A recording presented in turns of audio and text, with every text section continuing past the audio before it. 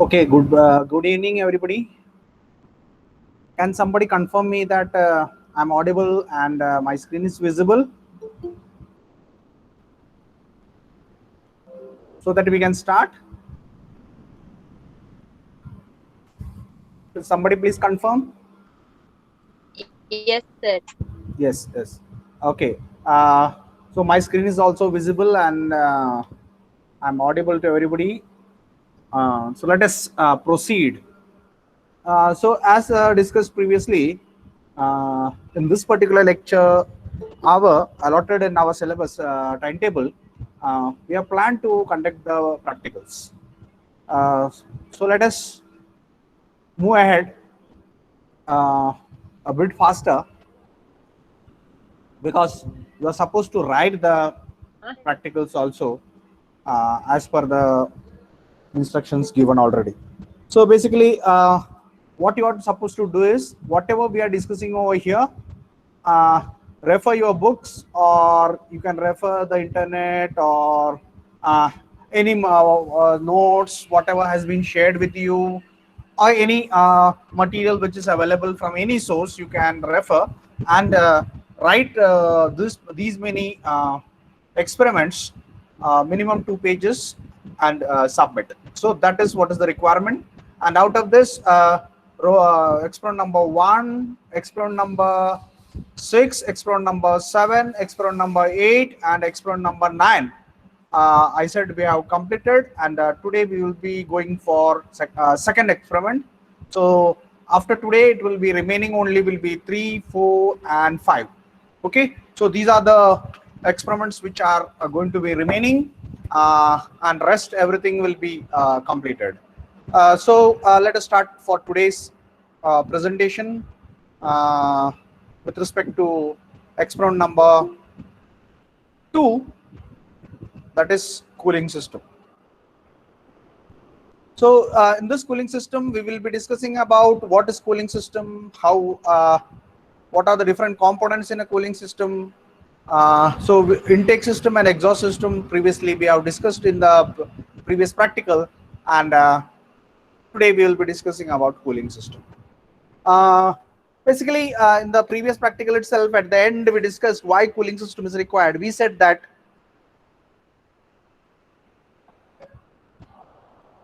according to thermodynamics, some amount of heat has to be transmitted to the sink, without which work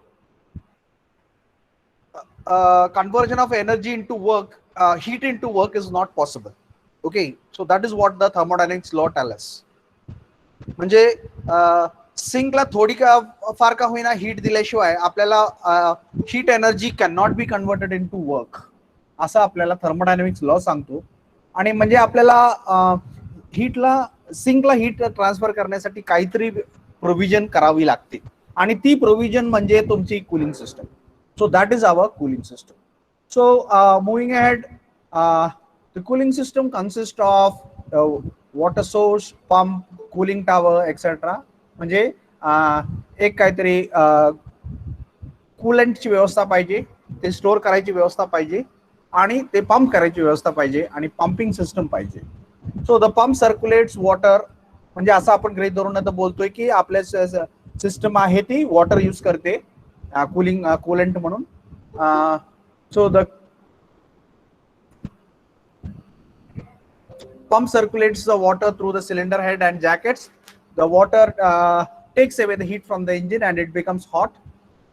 Hot water is cooled by the cooling tower and recirculated for cooling. The temperature of the burning fuel inside the engine is this much hot. In order to lower this particular temperature, water needs to be circulated around the engine cylinder. Then the water envelops the water jacket through as it is flowing through water jacket. That is the cylinder liner. So water is circulated around the cylinder liner, so that heat can be picked from the cylinder head. Cylinder combustion chamber. The heat from the cylinder, piston, combustion chamber, etc. is carried by the circulating water. The hot water leaving the jacket is passed through the heat exchanger. and then the heat exchanger from the heat from the heat exchanger is carried away by the raw water circulated through the heat exchanger and is cooled by the cooling system. So that is how we have a cooling system. तर basically आपल्याला cooling system काय आहे बघूया आणि म्हणजे हळूहळू तुम्हाला समजेलच काय की नक्की आपण काय बोललोय आता या स्लाइड मध्ये.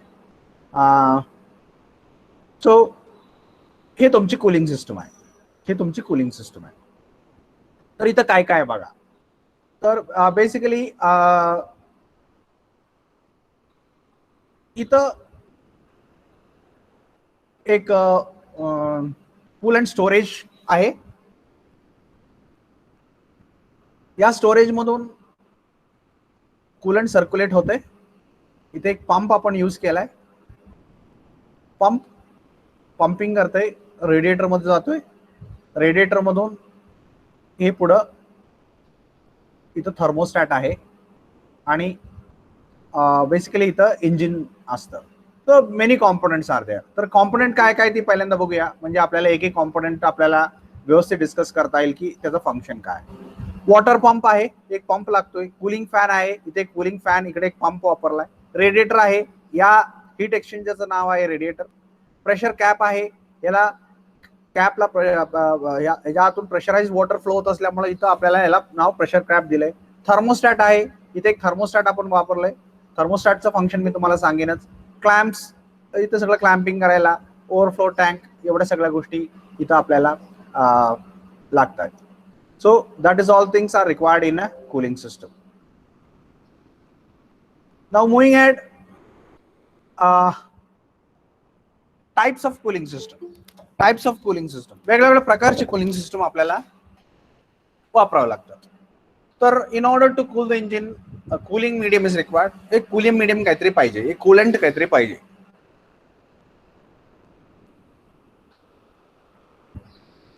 आणि on the basis of the coolant medium use, कुठलं कूलिंग मीडियम यूज केलंय त्या बेसिसवरती आपल्याला आपण क्लासिफाय करतोय कूलिंग सिस्टमला. काय, liquid cooling system and air cooling system किंवा गॅशियस कूलिंग सिस्टम. बरोबर. लिक्विड कूलिंग सिस्टमला वॉटर कूलिंग सिस्टम पण म्हणू शकतो. आणि basically it is a indirect cooling system. Indirect cooling system. बरोबर. एक डायरेक्ट कूलिंग सिस्टम आणि indirect cooling system. Direct cooling system मध्ये आपण एअर वापरतोय. डायरेक्ट कूलिंग सिस्टम मध्ये आपण एअर वापरतोय आणि इनडायरेक्ट कूलिंग सिस्टम मध्ये आपण लिक्विड वापरतोय. बरोबर. तर म्हणजे इथं वॉटर किंवा दुसरा कुठलाही कूलंट चालेल आपल्याला. Okay, conveniently we will be using some liquid. तर these are the classification of cooling system. तर so moving ahead, air cooling system. Air cooling system मध्ये काय असतं की आपल्याला कूलंट यूज केलेलं एअर आहे. मग आपल्याला हीट जी ट्रान्सफर करायची आहे ती एअरला करायची. आता एअर कुठे आहे, ऍटमॉस्फिअर मध्ये आहे. तर ऍटमॉस्फिअरच्या एअर मध्ये आपल्याला हीट ट्रान्सफर करायची. तर मग आपण त्यासाठी काय केलं की तुमचं सिलेंडर कंबशन चेंबर आहे. बरोबर आहे. हा इनलेट एक्झॉस्ट काय असेल ते सगळं आहे. आणि ह्या जे इंजिनला आपण इथं बाहेर एक्सटेन्शन्स दिलं का, हीट ट्रान्सफर होण्यासाठी एक सरफेस लागतो, हीट ट्रान्सफर सरफेस. आणि त्या हीट ट्रान्सफर सरफेसची एरिया जेवढी जास्त तेवढं हीट ट्रान्सफर जास्त. म्हणजे सरफेस एरिया आपल्याला मॅक्झिमाइज करायची आहे जेणेकरून हीट मॅक्झिमम ट्रान्समिट होईल. मग आपण ती कसं केलं, तर आपण काय केलं, ही जी अशी फ्लॅट सरफेस होता त्याला आपण आता इथं फिन्स दिले.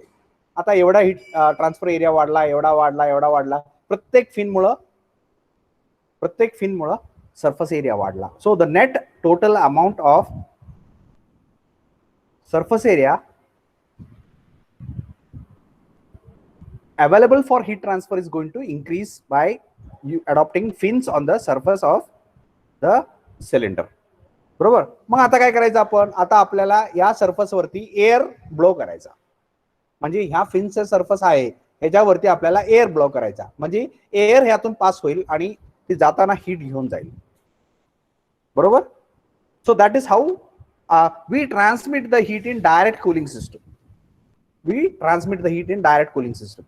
Fins are added on the cylinder, which provides additional mass of material for conduction as well as additional area for convection and radiation modes of heat transfer. तर इथं कुठल्या कुठल्या मोड्स ऑफ हीट ट्रान्सफर होते असतात? Conduction आहे, convection आहे आणि radiation, तिन्ही आहेत. कंडक्शन कसं, इथून इथं आलेली हीट इकडे ट्रान्समिट व्हायचं असेल तर कंडक्शन झालं, म्हणजे इथून ट्रान्समिट झालं म्हणजे कंडक्शन झालं, बरोबर. इथली हीट याला ट्रान्सफर झाली म्हणजे कन्व्हेक्शन झालं, इथली हीट इकडे एअरला ट्रान्समिट झाली म्हणजे कन्व्हेक्शन झालं. आणि ही हॉट सरफेस आहे, या हॉट सरफेस मधून रेडिएशन्स एमिट होतात. So we have conduction, convection and radiation, all the 3 modes of heat transfer in case of air cooling system. तर मला वाटतं एअर कूलिंग सिस्टम सगळ्यांना समजली की एअर कूलिंग सिस्टम म्हणजे नक्की काय. तर आपण काय केलं एअर कूलिंग सिस्टम मध्ये, सिलेंडरच्या सरफेस वरती आपल्याला आपण फिन्स केलेत आणि हा फिन्स जी आहे सरफेस एरिया आपल्याला आपण वाढवतोय, फिन्स यूज करून आपण सरफेस एरिया वाढवतोय. मग फिन्स यूज करून सरफेस एरिया वाढवल्यामुळे काय झालं, the amount of area available for heat transfer is going to increase. म्हणजे एअरचा आणि सिलेंडरचा कॉन्टॅक्ट सरफेस एरिया वाढला. कॉन्टॅक्ट सरफेस एरिया वाढला म्हणजेच आपल्याला म्हणजे बघा आता आपण कपामध्ये चहा असेल आणि ती आपण मग बशीमध्ये ओततो, बशीमध्ये ओतल्यानंतर काय झालं की बशीमध्ये ती चहा पसरतो आणि ते एअरचा कॉन्टॅक्ट सरफेस एरिया वाढला, बरोबर. कपामध्ये थोडासाच कॉन्टॅक्ट सरफेस एरिया असतो, बशीमध्ये ओतल्यानंतर ती पसरतं आणि कॉन्टॅक्ट सरफेस एरिया वाढतो. मग कॉन्टॅक्ट सरफेस एरिया वाढले की हीट डिसिपेशन फास्ट होतं. तसं इथं आपण काय केलं, इथं कॉन्टॅक्ट सरफेस एरिया वाढवला, कशाचा, सिलेंडर मटेरियलचा आणि एअरचा. त्यामुळे इथून जी काही हीट डिसिपेट होणार आहे, हीट ट्रान्समिट होणार आहे, that is going to increase. So that is how air heat is transmitted in air cooling system. आणि लिक्विड कूलिंग सिस्टम मध्ये कसं असतं, मग लिक्विड कूलिंग सिस्टम मध्ये किंवा इनडायरेक्ट कूलिंग सिस्टम मध्ये, in this system the cylinder wall and the head is provided with water jackets through which the cooling water can be circulated, बरोबर. Jackets असतात, water jackets असतात आणि त्या water jackets मधून coolant flow होतं आणि as the water is flowing it picks the heat. The heat is transferred from the cylinder walls to the liquid by conduction and convection, बरोबर. तर conduction आणि convection मोडचं heat ट्रान्सफरनं काय होतं, heat जी आहे ती सिलेंडर मधून वॉटरला ट्रान्समिट होती. The liquid gets heated up during its passage through the cooling jacket and is itself cooled by means of air cooled radiator system. अशा प्रकारे ही हीट जी आहे that is going to be transmitted to the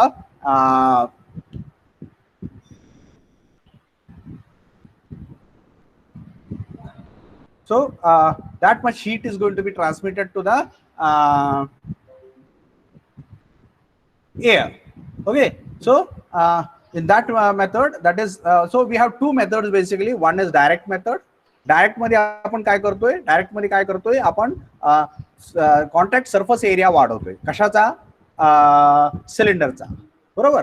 आणि एकदा का ते contact surface area वाढवला आपण, then the heat is able to transmit very easily to the cylinder, sorry, air. Okay, आणि another method is indirect cooling. आणि indirect cooling मध्ये आपण काय करतोय, आपण water is going to be transmitted to the water.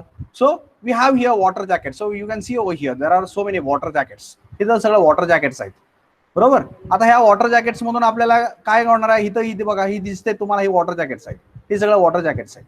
तर ह्या water jackets मधून ही पाणी फिरतंय. सो जर पाणी म्हणजे इथं सिलेंडर लायनर आहे, हा ही सिलेंडर लायनर आहे आणि ह्या सिलेंडर लायनरच्या भोवतानी तुम्हाला दिसतंय की वॉटर जॅकेटच्या होल्स आहेत. त्याच्यामुळे काय होतंय की त्याच्यामधून पाणी पास होतंय आणि जसं जसं पाणी पास होईल तसं तसं it is going to pick the heat, it is going to get heated up.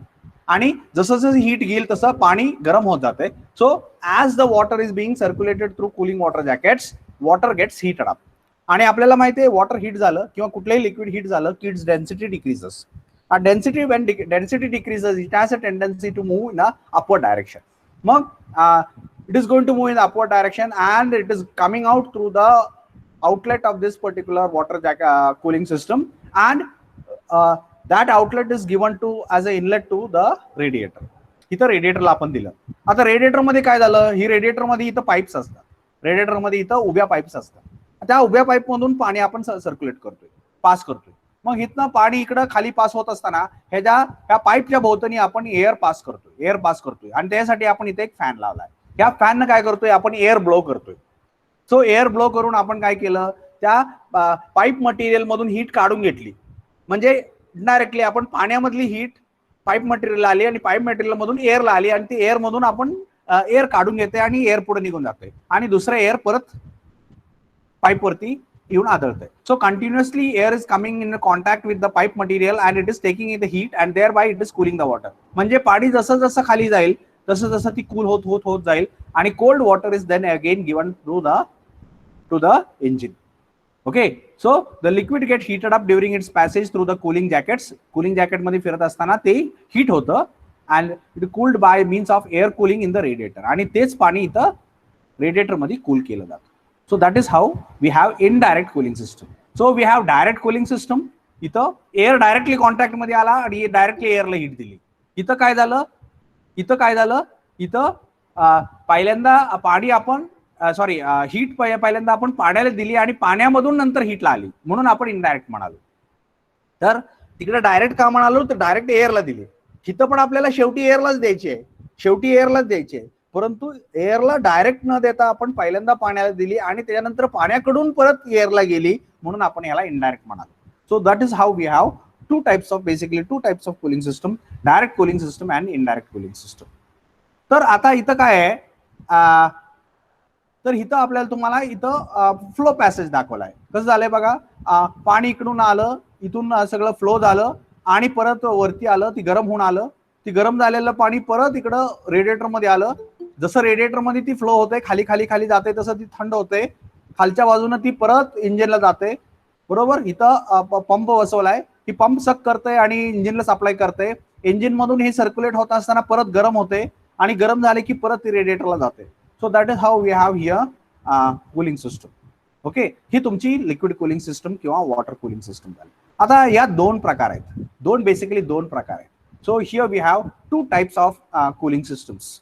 That is here you have the water cooling system has been divided into two types.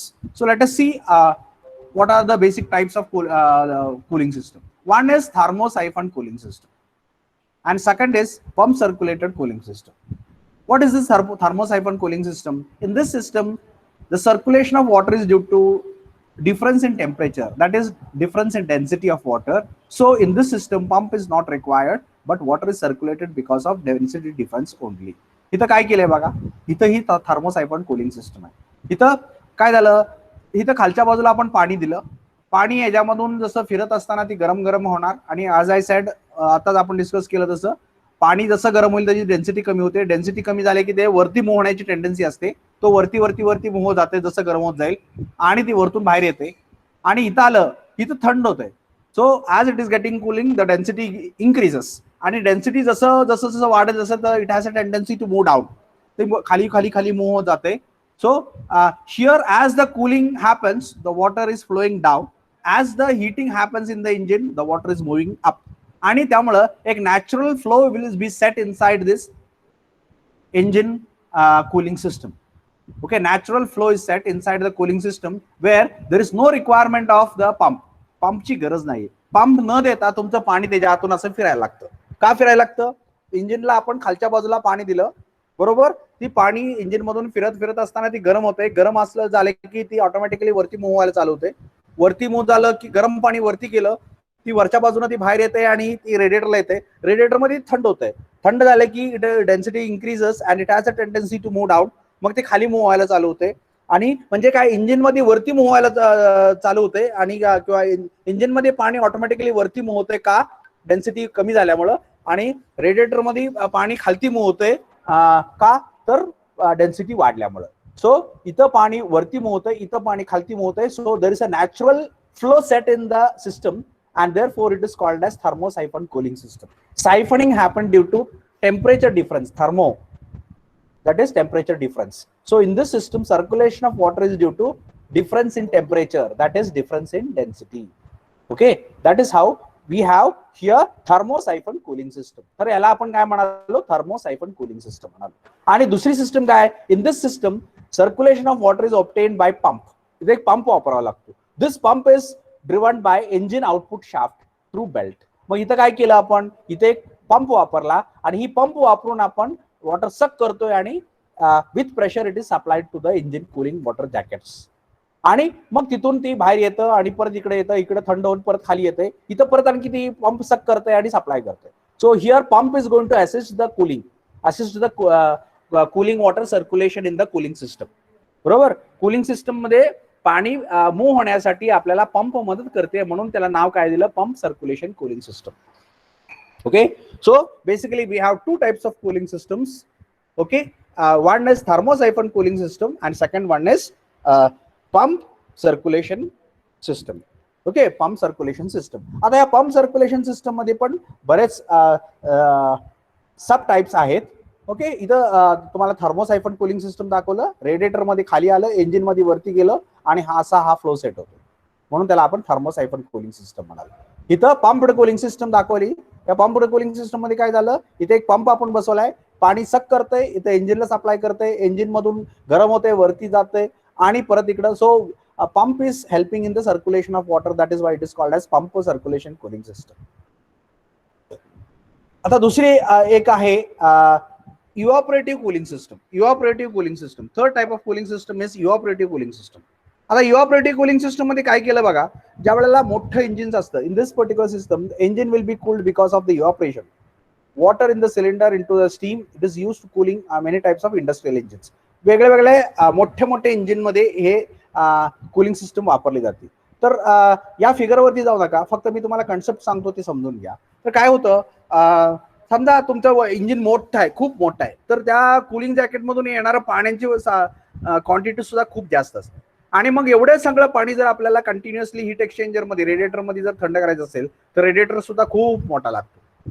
मग आपण काय करतो, आपण रेडिएटर वापरत नाही, त्याच्यासाठी आपण इव्हॅपोरेटिव्ह कूलिंग सिस्टम केली. मग काय केलं आपण, तर आपण काय करतो, आपण पाणी घेतो, इथनं पाणी घेतो आणि ती पाणी आहे ती वरनं स्प्रे करतो.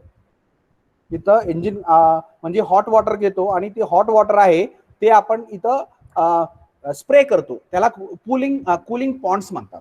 तर तुम्ही थर्मोडायनामिक्स मध्ये शिकला असाल, पॉवर प्लांट्स मध्ये वगैरे आपल्याला कूलिंग पॉन्ड्स वापरतात. बरोबर, कूलिंग पॉन्ड्स वापरतात. तर ते किंवा कूलिंग टावर म्हणतात त्याला. तर काय केलं जातं, तर पाणी स्प्रे केलं जातं, फवारा, पाण्याचा फवारा हे केला जातो, स्प्रे करून फवाऱ्याच्या स्वरूपात त्याला बाहेर सोडलं जातं. मग काय होतं, water particles comes into contact with the air and some of the water particles are carried away with the air which are hot and remaining water molecules loses the heat to the, म्हणजे काय होतं, evaporation. What is the process of evaporation? Evaporation is the process of getting converted from liquid to gas or gaseous state, liquid state to gaseous state. पण तेवढी temperature आहे का पाण्याकडे, सगळ्या मॉलिक्यूलकडे नाहीये. मग काय होतं, एखादी मॉलिक्यूल काय करते, जास्त प्रमाणात हीट सगळ्या आजूबाजूच्या सगळ्या मॉलिक्यूलकडून घेते आणि ती स्वतः कन्वर्ट इव्हॅपोरेशन मध्ये होते, म्हणजे गॅसेस मध्ये कन्वर्ट होते. म्हणजे इफेक्ट काय झाला, आजूबाजूच्या मॉलिक्यूल्स कूल झाल्या आणि जी मॉलिक्यूल गॅसेस मध्ये कन्वर्ट झाली ती एअर बरोबर निघून जाते आणि बाकीच्या मॉलिक्यूल थंड होऊन खाली पडतात. So that water molecules which fall down are being supplied back to the engine, and this particular cooling system is what you call as evaporative cooling system. Evaporative cooling system असं work केलं जातं. बरोबर, इथं evaporation होतं, इथं आपण spray करून evaporation करतो. म्हणजे आता आपला उन्हाळा चालू झालाय, आपल्याला माहिती आहे, आपण कूलर वापरतो. कूलर मध्ये काय होतं, इव्हॅपोरेशन कूलिंग होतं. बरोबर, आतमध्ये आपल्या एक पंप असतो आणि ते पंप त्या काहीतरी हे मटेरियल असतं, त्या मटेरियलवरती असं पाणी सोडलं जातं. म्हणजे कॉयर टाईपचं मटेरियल असतं किंवा स्पंजचं मटेरियल असतं किंवा गवताचं मटेरियल असतं, असं काहीतरी वेगळे मटेरियल वापरतात. त्याच्यावरती पाणी सोडलं जातं आणि त्याच्यामधून आपण असं एअर सर्क्युलेट करतो. त्यावेळेला एअर काय करते, air will pass through this particular water and some of the molecules are going to lose its heat and remaining water is getting cooled.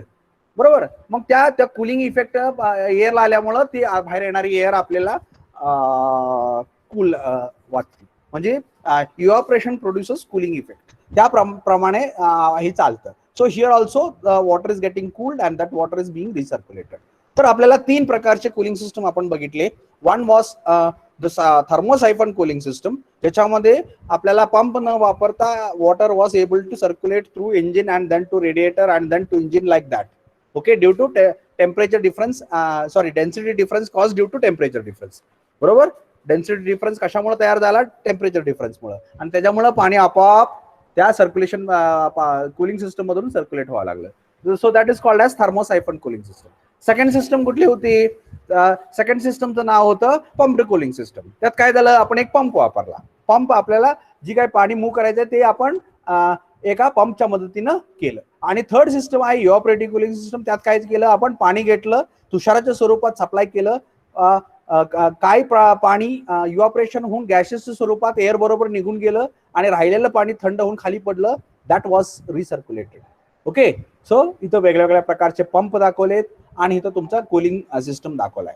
बरोबर, इथं तुम्हाला बघा, इथं पंप वापरलाय, इथं पाणी इकडे इंजिनला दिलं, इंजिन मधून इकडे वरती आलं, ही रेडिएटरला दिलं, रेडिएटर मधून खाली हे होतंय, पास होतंय. आणि पास होत असताना इथं एअर सप्लाय होत्या, इथं पंप वापरलाय आपण, त्याच्यामुळे एअर सप्लाय होत्या. एअर सप्लाय झाल्यामुळं हीट ट्रान्सफर होतंय आणि इथलं पाणी थंड झालं, एअर गरम झाली आणि एअर निघून गेली.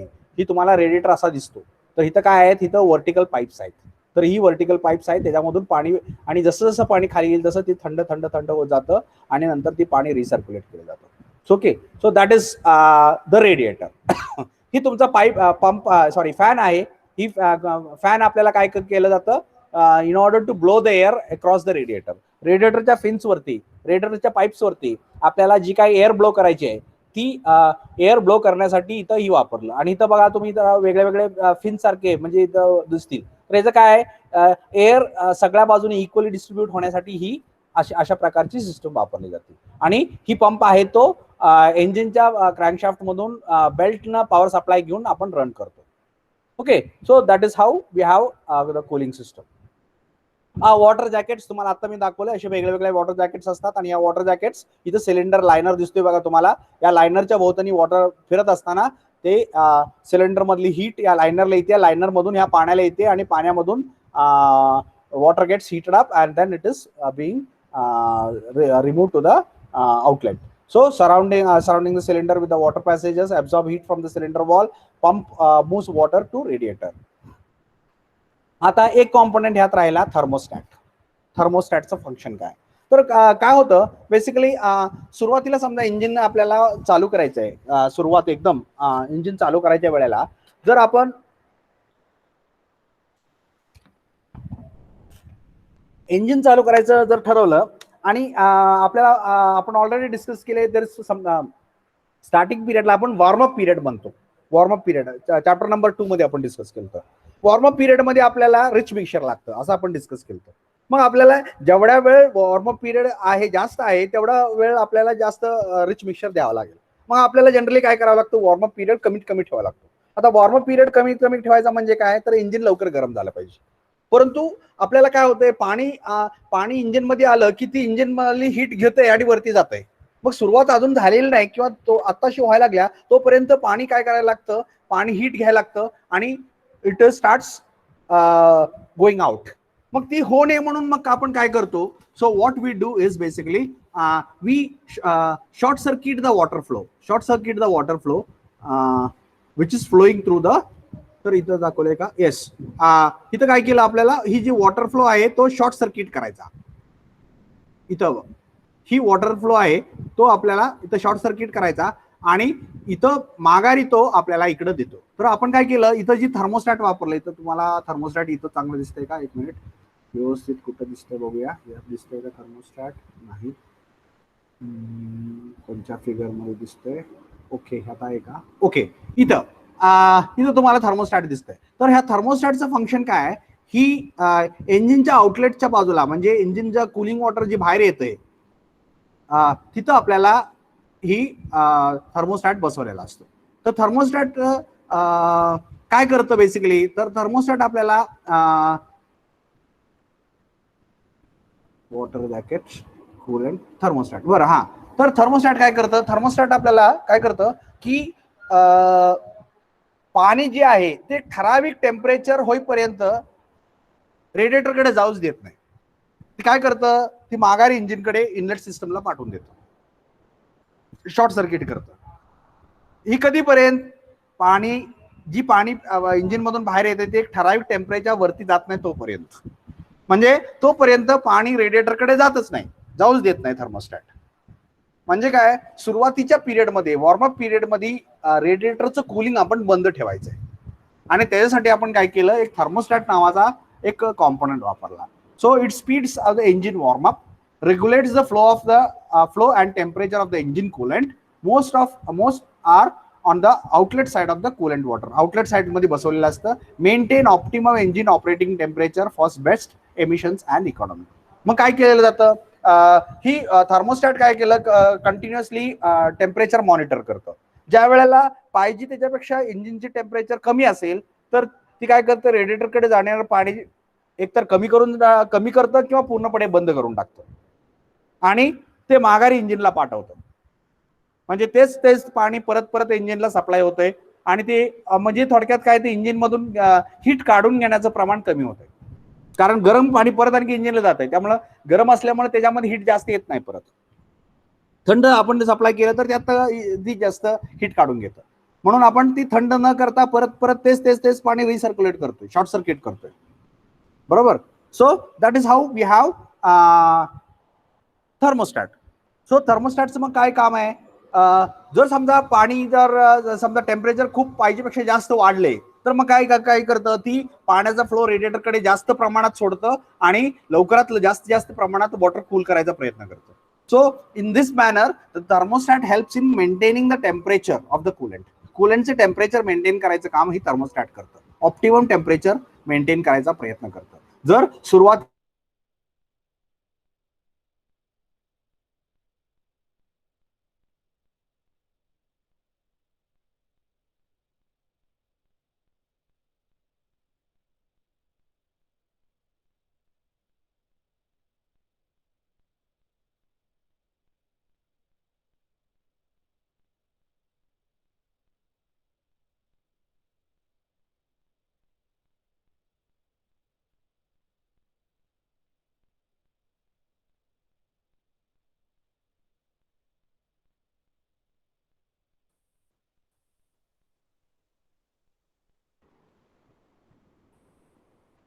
can somebody confirm, am I audible? Am I audible now? Am I audible? Yes sir, yes sir, yes sir, yes sir. Yes, okay. तर या अशा प्रकारे तर तुमचं थर्मोस्टॅट आहे ती काम करते. तर थर्मोस्टॅटचं फंक्शन काय आहे, थर्मोस्टॅटचं फंक्शन कूलंटचं टेम्परेचर आहे ती रेग्युलेट करणं काम आहे. म्हणजे सुरुवातीच्या पिरियडला थर्मोस्टॅट काय करतं, रेडिएटरकडे पाणी जाऊच देत नाही, म्हणजे थंडच होत नाही. ती बाहेर आलेलं पाणी तीच परत आणखी आतमध्ये सोडायचं आणि तीच परत सर्क्युलेट करायचं. कधीपर्यंत, वॉर्मअप पिरियड संपेपर्यंत. म्हणजे वॉर्मअप पिरियड लवकरात लवकर झाला पाहिजे, कंप्लीट झाला पाहिजे, जेणेकरून वॉर्मअप पिरियड मध्ये आपल्याला जी रिच मिक्सचर सप्लाय करायचं आहे ती कमीत कमी आपल्याला व्हायला पाहिजे. बरोबर. अशा प्रकारे आपण थर्मोस्टॅट आपण यूज करतो. Next is coolant. वेगवेगळ्या प्रकारचे कूलंट आपल्याला वापरावं लागतात. So there are different types of coolant. बरोबर. आणि त्याच्यामध्ये आपण काय ऍड करतो, anti freeze solutions are available added. मग त्यात आपण अँटी फ्रीज बघा, बऱ्याच वेळेला तुम्हाला ती पाणी हिरवं किंवा काहीतरी रंगीत दिसतं. कूलंट म्हणजे रेडिएटर मधलं पाणी वेगळ्या रंगीत दिसतं. ते का दिसतं, तर त्यात तुम्हाला एजंट्स, अँटी फ्रीजिंग एजंट्स किंवा त्यात वेगळ्या गोष्टी ऍड केलेल्या असतात. बरोबर. तर ती काय असतं, अँटी फ्रीजिंग. म्हणजे आता समजा एखादं इंजिन आहे, पाणी आहे, ती पाणी आपल्याला माहिती आहे किती डिग्रीला फ्रीज होणार आहे. जनरली 4च्या दरम्यान ती फ्रीजिंग चालू होतं. बरोबर. 0 पर्यंत ती कम्प्लीट फ्रीज होऊन जाते. परंतु आपल्याला माहिती आहे, आपल्याला जम्मू काश्मीर सारख्या भागात आपल्या भारतामध्ये आहे जिथं टेम्परेचर उणे जातं, म्हणजे 0 डिग्रीच्या खाली जातं. मग तिथं जर गेलं तर तुमचं रेडिएटर पूर्णपणे बंद पडू शकतो. मग गाडी जर तिथं नेली, समजा बाहेरची गाडी तिथं गेली तर ती पूर्णपणे बंद पडणार, कारण पाणी काय होणार, तुमचं पूर्णपणे आईस होणार ना, त्यामुळे पाणी फ्लोच होऊ शकणार नाही. म्हणजेच काय, तर तुम्हाला मग काय करावं लागेल, तर त्यात ऍडिटिव्ह ऍड करावं लागणार त्या कूलंटमध्ये. आणि त्या ऍडिटिव्हचं फंक्शन काय, अँटी फ्रीजिंग. फ्रीज होऊ द्यायचं नाही किंवा फ्रीजिंग टेम्परेचर आहे ती कमी आणायची. मग ती फ्रीजिंग टेम्परेचर -10 -20 पर्यंत खाली नेऊन ठेवायची. Okay. So for that we add some anti freezing agents. आणि मग एथिलीन ग्लायकॉल ऍड केलं की आपल्याला ती ग्रीन कलर दिसतं. डेक्स कूल ऍड केलं की ती आपल्याला ऑरेंज दिसतं. बरोबर. असे वेगळ्या वेगळ्या प्रकारचे ऍडिटिव्ह ऍड करतात कूलंट मध्ये. ओके. मग फक्त अँटी फ्रीजिंग नाही, त्याला अँटी रस्टिंग, अँटी कोरोजन असे वेगळ्या वेगळ्या प्रॉपर्टीज त्यात असलेले कूलंट्स आपल्याला ऍडिटिव्ह आपल्याला ऍड करावे लागतात. बरोबर आहे. आणि मग ती आपल्याला कूलंट आपण जनरली इंजिन मध्ये वापरतो, जेणेकरून ती जास्त सेफर आणि आपल्याला पाहिजे तसे चालेल. So that was about thermostat. So I hope everybody understood what has been discussed. So once again I will revise. So we have a cooling system over here, we have a radiator over here, here we have a thermostat. So ह्या thermostat चं काम काय आहे, जर पाणी जास्त गरम झालं तरच इकडे सोडणार, नसेल तर इकडून शॉर्ट सर्किट करून परत इकडं इंजिनच्या इनलेटला पाठवणार आणि असं रिसर्क्युलेट करणार. Okay. So this is your radiator, this is your cap, this is here कुठेतरी एक पंप असेल तुमचा आणि इथं वॉटर जॅकेट्स मधून फिरून पाणी गरम होऊन वरती येणार. Okay. So here we have the radiator, it is a heat exchanger for cooling. त्याच्या मागे एक फॅन बसवलेला असतो एअर ब्लो करण्यासाठी. इथे एक वॉटर रिझर्वायर असतो ज्याच्यामध्ये आपण कूलंट भरतो. त्याच्यानंतर एक पंप आहे, तो पंप सक्शन करून सर्क्युलेट करायचं काम करतो. बरोबर. दोन प्रकारचे कूलिंग सिस्टम आहेत, एक डायरेक्ट कूलिंग सिस्टम, एक indirect cooling system. Direct cooling सिस्टमला आपण एअर कूलिंग सिस्टम असं पण म्हणतो, इनडायरेक्ट कूलिंग सिस्टमला लिक्विड कूलिंग सिस्टम किंवा वॉटर कूलिंग सिस्टम असं म्हणतो. डायरेक्ट कूलिंग सिस्टम मध्ये आपल्याला फिन्स वापरतो आणि फिन्स मधून आपण कंडक्शन, कन्व्हेक्शन आणि रेडिएशन मोडने हीट ट्रान्सफर करतो.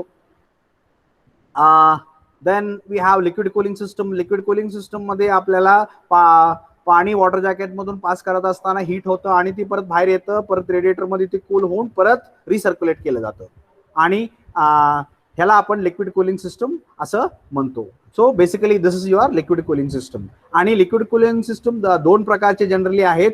एक आहे थर्मोसायफन कूलिंग सिस्टम. या थर्मोसायफन कूलिंग सिस्टम मध्ये इंजिन मध्ये पाणी गरम झालं की ती ऑटोमॅटिकली वरती मूव्ह होते आणि इकडे थंड झालं की ऑटोमॅटिकली ती खालती मूव्ह होते. का? कारण due to temperature difference, that is when the temperature increases density decreases. when temperature increases density also increases. मग इथं टेम्परेचर इंक्रीज झालं, डेन्सिटी डिक्रीज झालं की वरती मूव्ह व्हायला झालं होतं. इथं टेम्परेचर कमी झालं की डेन्सिटी वाढते, त्यावेळेला हे खाली येतं. ओके. सो इथं खाली पुश आहे, इथं वरती पुश आहे, एक फ्लो सेट होतोय आणि that is why you call it as thermosiphon. म्हणजे सायफनिंग होते. कशामुळे सायफनिंग होते? थर्मो प्रिन्सिपल मुळे, म्हणजे टेम्परेचर डिफरन्स मुळे सायफनिंग होते, म्हणून त्याला आपण थर्मोसायफन कूलिंग सिस्टम असं म्हणालो. इथं काय केलं, पाण्याला पुश करायला आपल्याला एक पंप वापरावा लागला, म्हणून त्याला आपण पंप्ड कूलिंग सिस्टम असं म्हणालो. आणि इथं काय केलं, पाणी आपल्याला तुषाराच्या स्वरूपात आपण सोडलं आणि कूल होऊन खाली पडलेलं पाणी आपण रिसर्क्युलेट केलं. So we call it as a evaporative cooling system. अशा प्रकारे सेंट्रिफ्युगल पंप वापरणार. Here we have a radiator and an engine cooling system, different parts. Here we have a fan run by a pulley which is run by the belt driven, and the power is taken from the crankshaft. म्हणजे crankshaft मधून power पुलीला येणार, या pulley मधून fan ला जाणार आणि fan air blow करणार radiator वरती. आणि ही एअर जो बाजूला इक्वली सर्क्युलेट होण्यासाठी अशा प्रकारचे आपल्याला फिन्स वापरले जातात. So then we have the water jackets. Water jackets मधून ज्या वेळेला पाणी फिरत असतं त्यावेळेला पाण्याचे हीट वाढती. So you have water jackets. अशा प्रकारे वॉटर जॅकेट डिझाईन केलेले असतात. Then we have coolants. वेगळ्या वेगळ्या प्रकारचे कूलंट आपण वापरतो. आणि finally thermostat. So thermostat helps in regulating the temperature of the coolant which is flowing through the cooling system. So I hope we have completed the cooling system, engine cooling system practical. Any doubt with respect to cooling system you can ask. If you have any doubt you can ask. कोणाला काय doubt आहे का cooling system बद्दल? आणि हे सगळं तुम्हाला लिहायचं आहे, देण्यात ठेवा. 2 पेज राईटअप आपल्याला तुम्हाला द्यायचं आहे. ते कुठून लिहायचं it is up to you. Notes मधून लिहा, पुस्तकामधून लिहा, इंटरनेटवरून काढून लिहा, कुठूनही लिहा. 2 पेजचं राईटअप लिहायचं आणि सबमिट करायचं. बरोबर. जे काय एक्सपेरिमेंट सांगितलेलं आहे त्या एक्सपेरिमेंट प्रमाणे तुम्हाला काय काय लिहायचं, तर what is cooling system, what are the different types of cooling system, आणि ते एक्सप्लेन करायचे. So that is what is required in experiment number 2, that is cooling system. Any doubt you can ask. If you understood you may leave marking your attendance in the chat box, and if you have doubts please ask the doubts. Session open for doubt clearing.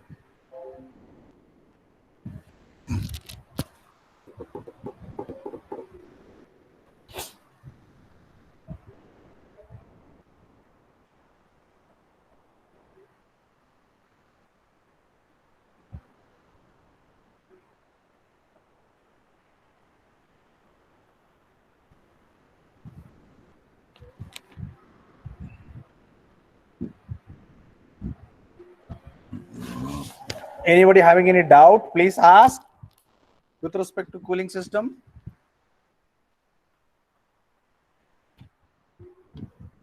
Cooling system म्हणजे काय, cooling system मध्ये cooling कसं होतं, air cooling म्हणजे काय, liquid cooling म्हणजे काय, थर्मोसायफन cooling system म्हणजे काय, पंप्ड कूलिंग सिस्टम म्हणजे काय, इव्हॅपोरेटिव्ह कूलिंग सिस्टम म्हणजे काय, कूलिंग जॅकेट्स म्हणजे वेगळ्या वेगळ्या कॉम्पोनेंट्स कूलिंग सिस्टम मध्ये कुठले, कूलिंग जॅकेटचं फंक्शन काय, फॅनचं फंक्शन काय, ती कसं फंक्शन होतंय, थर्मोस्टॅट म्हणजे काय, कूलंट कुठल्या कुठं कशा प्रकारे वर्क होतो. So all this things we discussed. So any doubt with respect to this you can ask.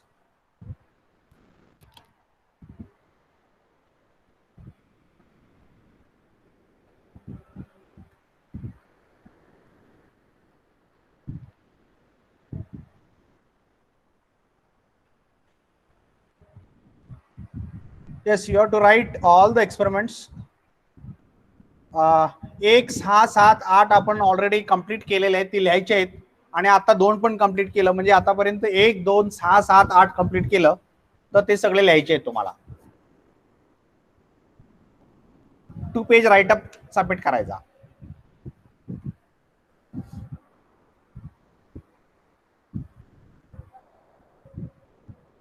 Any doubt?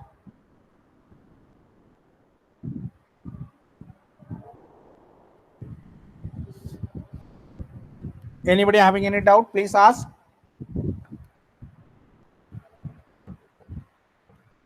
So if you don't have any doubt, you can mark your attendance in the chat box and may leave. ज्याला doubt आहे त्याने doubt clear करू शकता, नसेल त्यांनी attendance mark करून you may leave.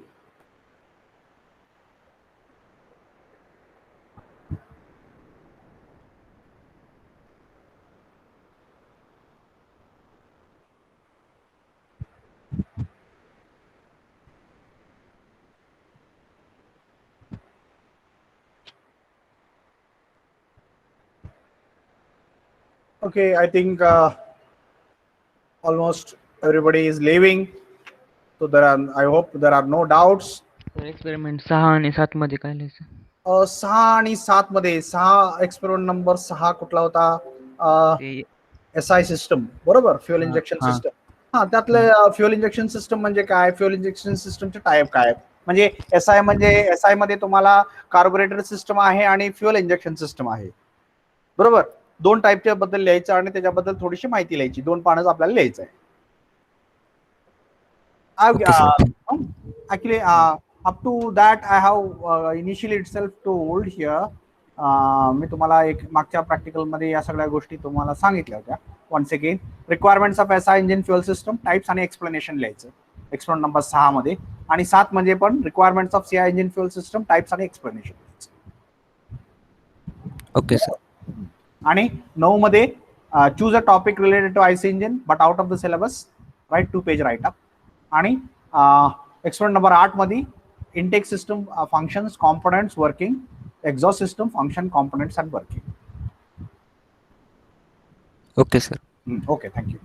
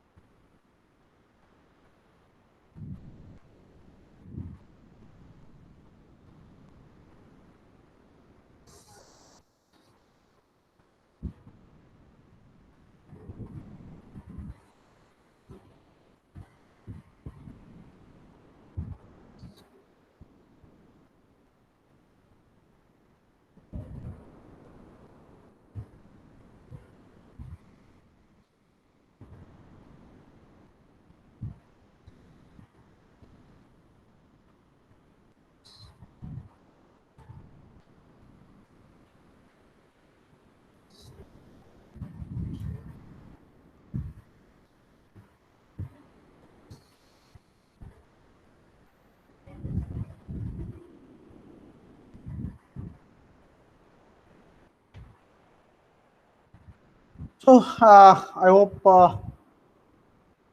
everybody has understood. Now I think we can stop over here for today.